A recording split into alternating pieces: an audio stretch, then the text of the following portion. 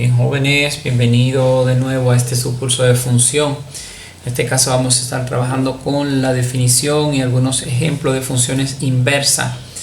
Nos dice que se llama función inversa o recíproca de una función f a una nueva función cuyo dominio es la imagen de la función inicial y su imagen es el dominio de la función inicial. Quiere decir que una me genera la otra. El dominio me genera la imagen y la imagen también me genera el dominio. Es decir, si la función g es función inversa de f, entonces se cumple que si f de b es igual a a, entonces g de a es igual a b. O sea, que si f me genera algo, entonces ese algo me debe generar el valor de f. Si f de x me genera un número, entonces f de y o su inversa me debe generar el otro valor.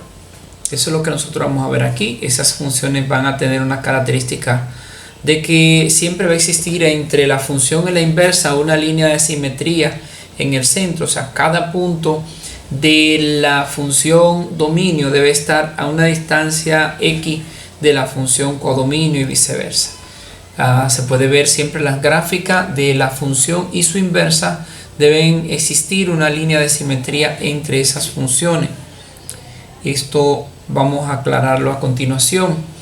Dice que se llama función inversa. Otro enfoque de la definición de función inversa o función recíproca de f a otra función f a la menos 1, que cumple que si f de a es igual a b, entonces f a la menos 1 de b es igual a a.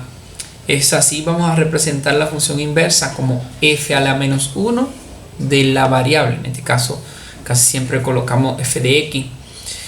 Por ejemplo, si yo tengo que f de x es igual a x más 4 y la inversa de esa función es f' o f a la menos 1, x menos 4, entonces podemos ver que se va a cumplir que si x es menos 2 en f de x, si nosotros sustituimos en f de x por menos 2, fíjense que yo tengo que x más 4 sería menos 2 más 4 me va a dar 2.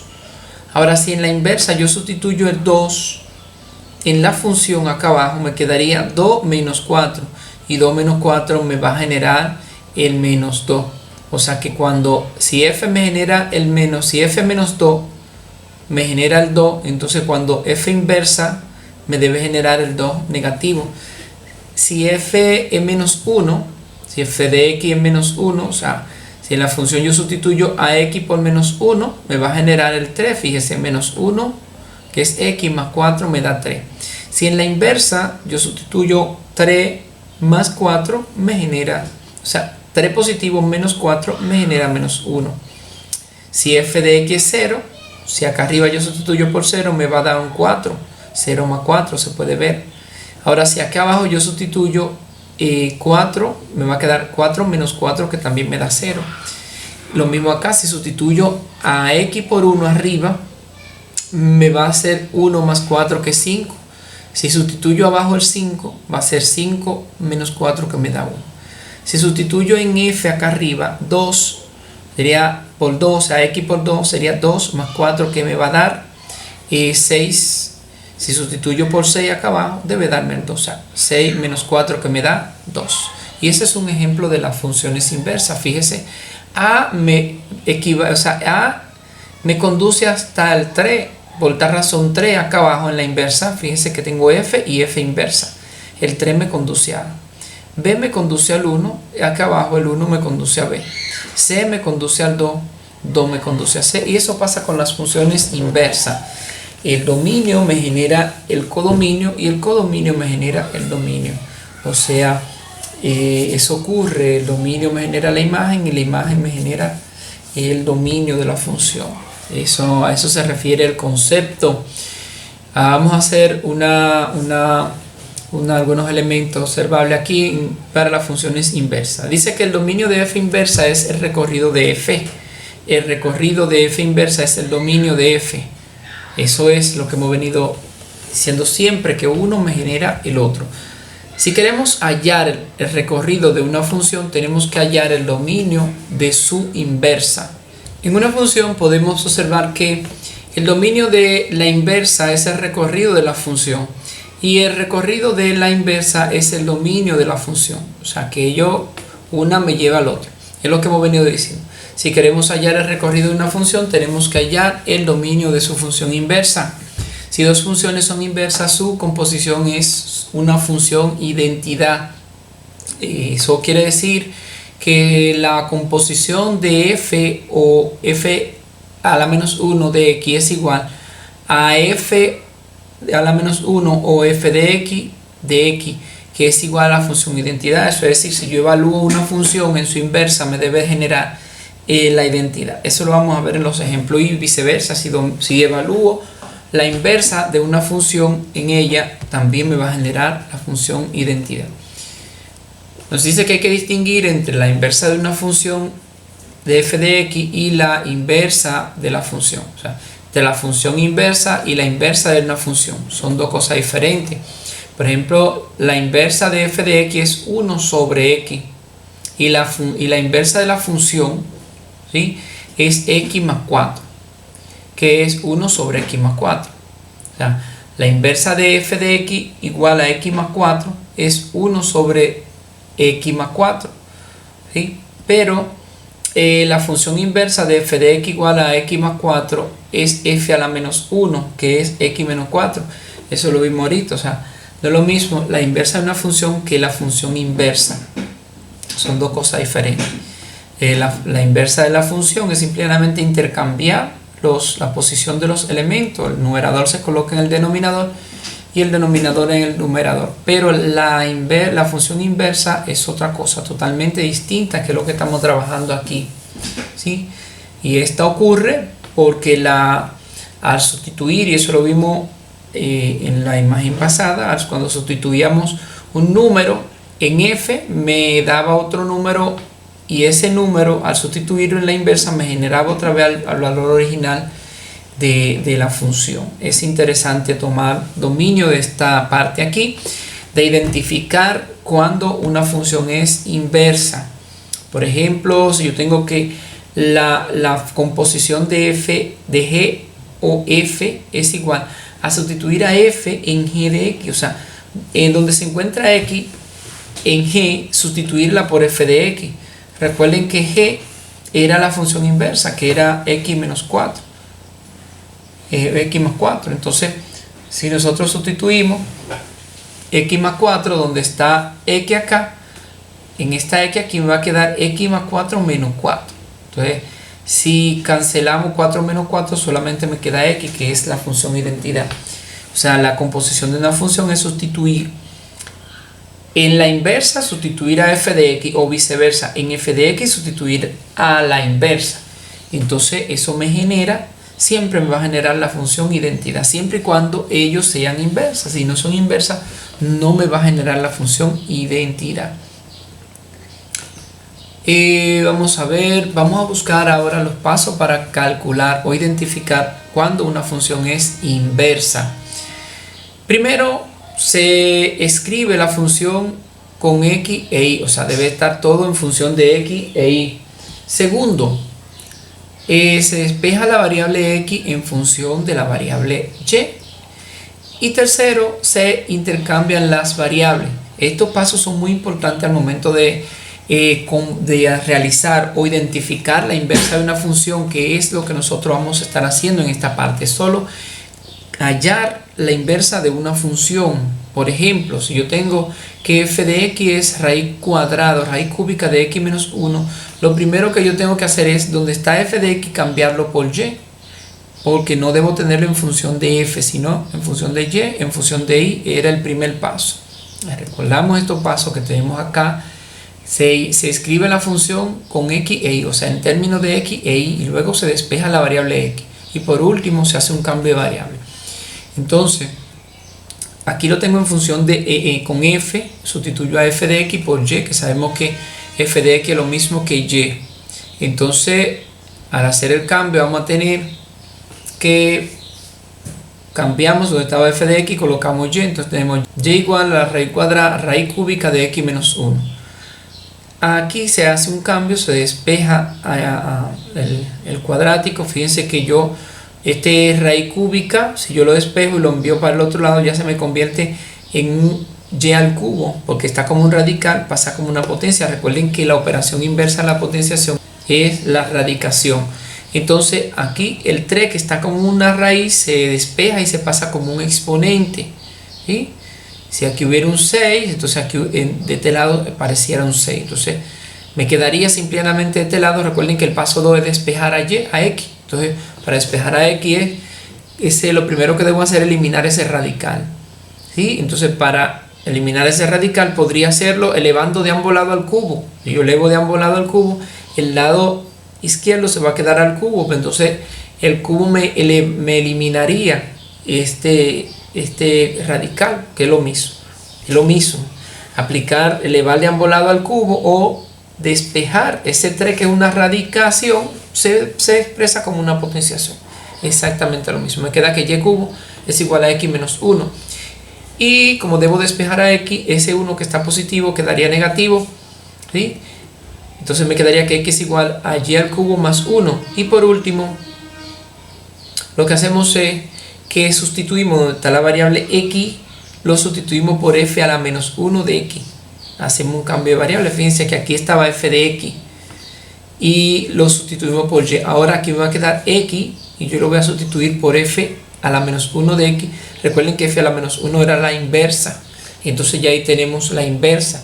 Quiere decir esto que la inversa de x, la inversa de la raíz cúbica de x menos 1 es f a la menos 1 de x igual a x cubo más 1. Fíjense que si yo sustituyo a x, por ejemplo, por 9 aquí, si yo le doy un valor a x de 9, yo digo x, que es 9 menos 1, me da 8, o sea, me queda la raíz cúbica de 8. La raíz cúbica de 8 es 2. Aquí cuando x es en la función f de x es 9, me genera el 2. Ahora si yo sustituyo a x por 2 acá, debe generarme exactamente el 9. Mire, 2 al cubo me da 8 y 8 más 1 9. O sea que es lo que hemos venido diciendo. El recorrido me genera el dominio de la función y el dominio de la función me genera el recorrido de la función inversa. Eso es lo que hemos venido diciendo. Vamos a ver cómo identificamos la inversa de la función f de x igual a 2x más 3 dividido entre x menos 1. Lo primero es sustituir esa f de x por y. Intercambiamos x por y luego agrupamos este x menos 1 que está dividiendo, lo traemos de este lado multiplicando. Recuerden que el siguiente paso es dejar la variable x solo, o sea, despejar a x. Entonces este x menos 1 que está dividiendo se trae multiplicando con y. Desarrollando el paréntesis del lado izquierdo nos quedará algo así.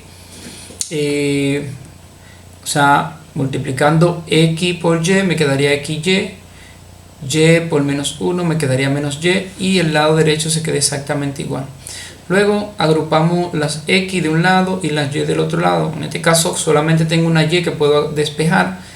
En este caso me quedaría esta y que está negativa, lo traigo del lado derecho positivo, y luego el 2x que está positivo lo llevo del lado izquierdo negativo.